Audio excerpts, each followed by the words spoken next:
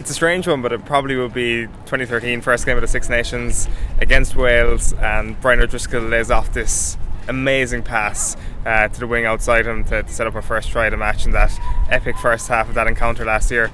It's probably bigger moments, more important moments, but that was the moment that really got me going, and I think it was the best moment of that match despite Simon Zebo's subsequent back heel that finished off that game brilliantly. I think it'd have to be in the Six Nations 2009 Grand Slam year against England, and things were looking dark and he got battered. He was absolutely smashed. I think it was by Dylan Armitage. Just had the wind taken out of him. He was down on the ground for a while and things were looking bad, and then he just turned things around, and then from then on in he scored that try up close to the post, the pick and go that no one thought he scored, and it was just a turning point in the game and probably won the Grand Slam for us that year. I'd say Brian O'Driscoll is right up there with the best of all time, and Ireland should be incredibly proud of that.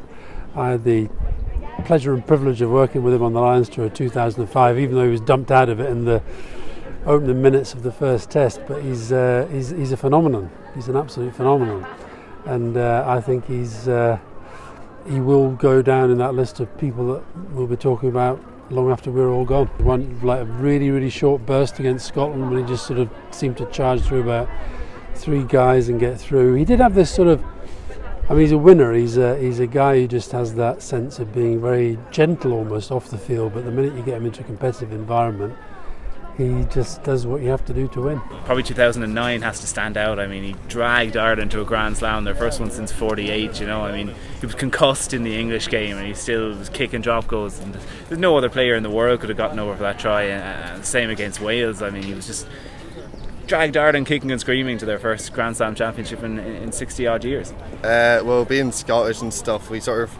I remember a lot of times yous beating us, the Irish beating us, and it would be half the time down to Brian O'Driscoll.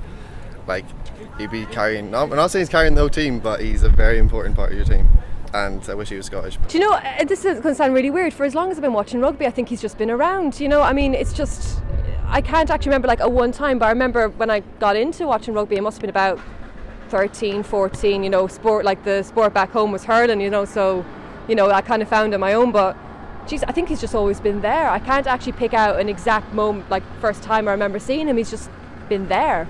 You know, it'll be a huge loss. Well, in the early days, going back to the French game, I suppose, coming on the scene so strongly was brilliant. But overall for me, it was just about his management of the team. He was always managing the team in the background. You'd see him marshalling the troops, so his creativity and his captaincy, I think, was the strongest part for me. The obvious one, I suppose, is the 3 tries against France, but I think the pick up against New Zealand 2 years ago in the Aviva was a pretty class moment for him, so that would probably be my favourite, yeah.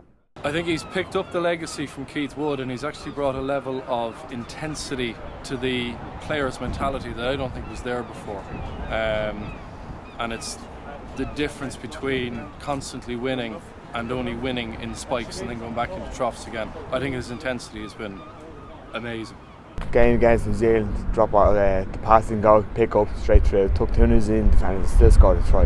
Best try scored all year. He's been an inspiration for all the young rugby players.